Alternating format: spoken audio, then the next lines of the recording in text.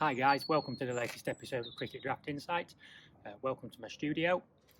See if I can get this recorded before the school children are out playing and any neighbours are doing any woodwork. T20 Blast is coming soon. Come to that in a few minutes. We're just going to talk a bit about the county championship. Just some random thoughts. In one of my earlier videos, I spoke about how the top 10, I think maybe even 12 players last season were all bowlers or all-rounders. And I wondered if an adjustment needed making to the scoring system to even things out a bit for batters. I wondered if maybe the penalty for a duck could be changed. You know, if batters get, say, a couple of ducks a season, -10 instead of -25, you know, it might just be a slight help to balance things out. But of course, that would affect all-rounders too.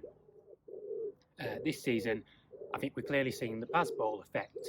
Some batters are scoring quickly. Graham Clark, I tweeted about a few weeks ago, he had an innings of 47 in which he scored 6 sixes. Now, I appreciate he might not do that every week, but of course he got something like 109 points for an innings of 47 because he hit a few sixes and he achieved the strike rate bonus.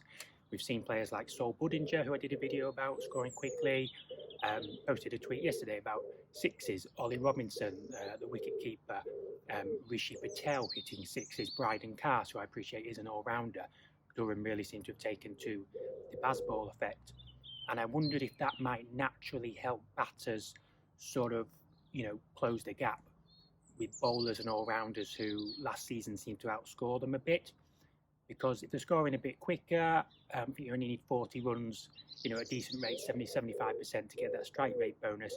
You hit a few sixes, and at the same time as scoring quicker, it maybe compromises the economy rates of some of the bowlers. So, you know, there might just be a natural sort of balancing there. We're only a few weeks into this season. I'm sorry I haven't checked who the top point scorers are, but we've obviously had some batters start the season very well. But like I say about Graham Clark, you know, 47 ball, 40 odd or whatever it was he scored. That could be as many points as Ben Compton, or one or two. They could score 70 or 80, and you know, Graham Clark could hit 30 or 40 and get as many points.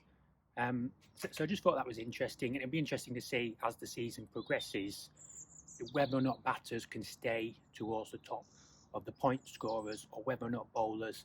Obviously, there's logic in all-rounders being up there, but it'll be interesting to see how it pans out as the season progresses. On to the T20 Blast. I mean, I kind of started well in the county championship. I've spent the last few weeks plummeting down the table. I'm like 1,200th.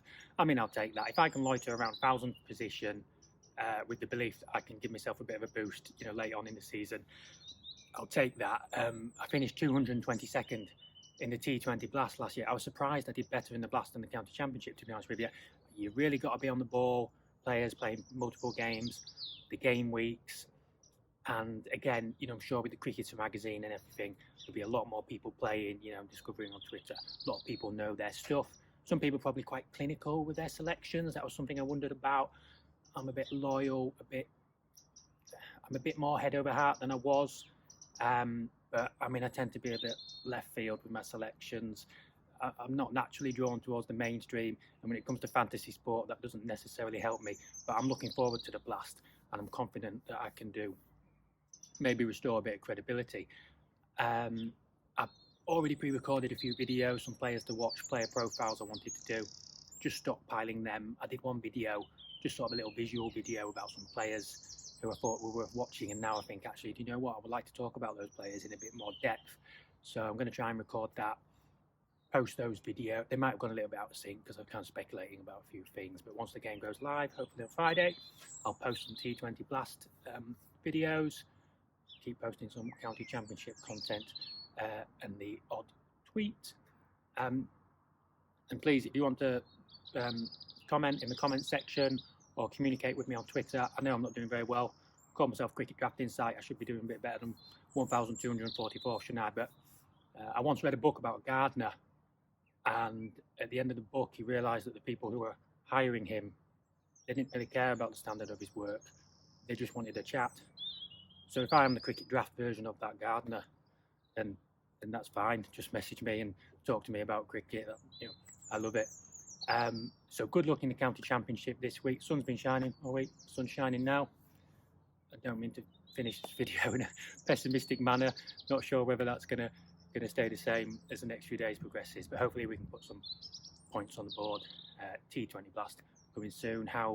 So exciting, isn't it, to be able to get your team, sort out your team, see it there and get the players you want. Really looking forward to that.